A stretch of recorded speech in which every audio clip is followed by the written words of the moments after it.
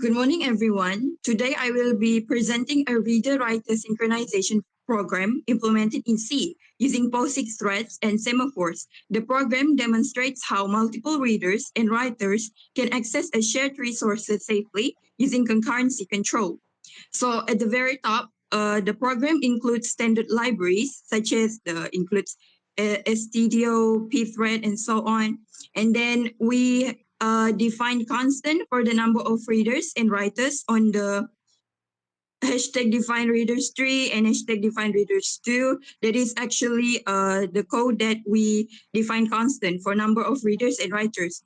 Next, we declare two semaphores, which is RW mutex, which is used to control access to the shared resources. Mutex is used to protect the read underscore count variable, which tracks how many readers are currently reading.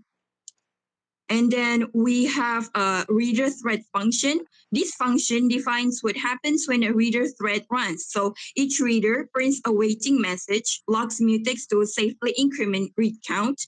If it's the first reader, it locks RW mutex to block writers. Then it simulates reading with the statement sleep 2 in the bracket. And then after reading, it decrements read count. If it's the last reader, it releases RW mutex so writers can continue. This ensures that multiple readers can read at the same time, but no writer can write while readers are reading. And then next one, the writer void. So this function prints a waiting message, locks RW mutex before writing, and then simulates writing with the statement sleep 3, and then it releases RW mutex after finishing.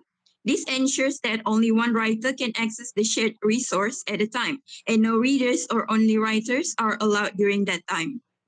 And then the next part is the main function. In the main function, we initialize the two semaphores using seminit, and then we create three readers threads and then two writers threads using pthread create. And then a small delay, the statement usleep 100 is added between thread creations to simulate asynchronous starts. We wait for all threads to complete using pthread join. And then finally, we clean up the semaphores using the semdestroy statement. That's all.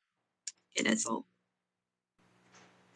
Okay, now I'm going to explain about the output. So as you can see on the first line, reader 1 is waiting to read, and then reader 2 start reading.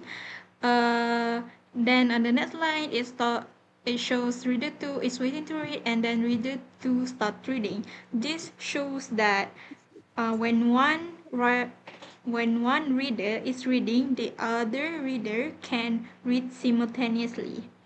Then we continue on to the next line, which shows reader 3 is waiting to read and reader 3 starts reading. Again, this shows that when one reader is reading, the other can read simultaneously.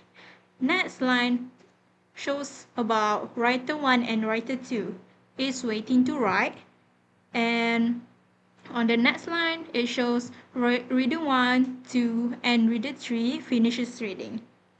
After that, writer 1 starts writing. This shows that writer cannot write when there is another reader still reading. So all the readers must finish reading before the writer starts writing.